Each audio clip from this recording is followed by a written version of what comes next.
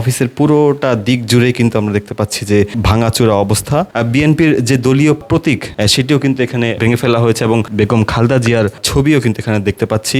দর্শক, আমরা এখন আছি ঠিক নিউ মার্কেট যুবদল অফিসে। আমরা এখানে অফিসের মধ্যে দেখতে পাচ্ছি যে এই মুহূর্তে প্রধানমন্ত্রী তারেক রহমানের একটি ছবি সেটি কিন্তু ভেঙে পড়ে আছে এই মুহূর্তে আমরা দেখতে পাচ্ছি, এবং অপর পাশে শহীদ রাষ্ট্রপতি জিয়াউর রহমানের ছবিটিও কিন্তু আমরা দেখতে পাচ্ছি ভাঙা অবস্থায় পড়ে আছে, এবং অপর পাশে আমরা দেখতে পাচ্ছি সাবেক প্রধানমন্ত্রী বেগম খালেদা জিয়ার ছবিও কিন্তু এখানে দেখতে পাচ্ছি।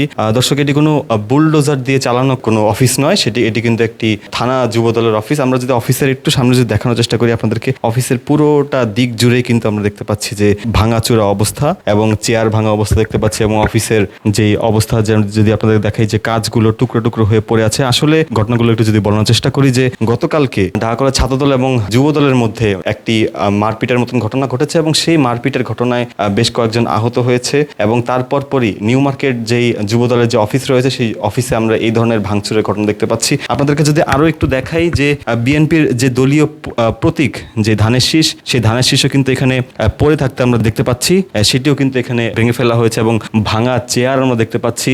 যে যতটুকু আমরা জানতে পেরেছি যে গতকালকে ঢাকা কলেজ ছাত্রদল এবং নিউ মার্কেট থানা যুবদলের মধ্যে মারপিটের ঘটনা ঘটেছে, এবং আমরা দেখতে পাচ্ছি যে একটি এলইডি টিভি, সেই এলইডি টিভিটিও কিন্তু ভেঙে চুরে একদম চুরমার করা হয়েছে। সেটির ভাঙা দৃশ্যটাও কিন্তু আপনাদেরকে দেখানোর চেষ্টা করছি। আমরা কোথাও কোথাও আমরা দেখতে পাচ্ছি যে ভাঙা রাউটার, এবং আমরা দেখতে পাচ্ছি যে সড়ক মন্ত্রী তার ছবি আমরা দেখতে পাচ্ছি, এবং পুরোটা অফিস জুড়ে কিন্তু ভাঙচুর। যেটি আমরা জানতে পেরেছি যে গতকাল ছাত্রদল এবং যুবদলের মধ্যে মারপিটের ঘটনা ঘটেছে, এবং যেমনটা ছাত্রদল জানিয়েছে, ছাত্রদল অভিযোগ করেছে যে যুবদল তারা চাঁদাবাজি করে, এই জন্য তারা যুবদলের সাথে তাদের মধ্যে একটা হাতাহাতির মতন ঘটনা করেছে, এবং একই ধরনের অভিযোগ যুবদলও তুলছে। যুবদল বলছে যে ঢাকা কলেজ ছাত্রদল তারা চাঁদাবাজি করে, এবং এই দুজনের পাল্টাপাল্টি অভিযোগে কিন্তু আমরা দেখতে পাচ্ছি যে নিউ মার্কেট থানা যুবদলের যে অফিসটি রয়েছে সেই অফিসটি ভেঙে ফেলা হয়েছে এবং ভেঙে টুকরো টুকরো করেছে, এবং তারপরই পুরো অফিসের চিত্র যদি আপনাদের দেখানোর চেষ্টা করি, এসি থেকে শুরু করে চেয়ার টেবিল কোনো কিছুই এই মুহূর্তে আস্ত নেই, সব ভেঙে গেছে। শুধু তাই নয়, অফিসটি ভাঙার সাথে সাথে সে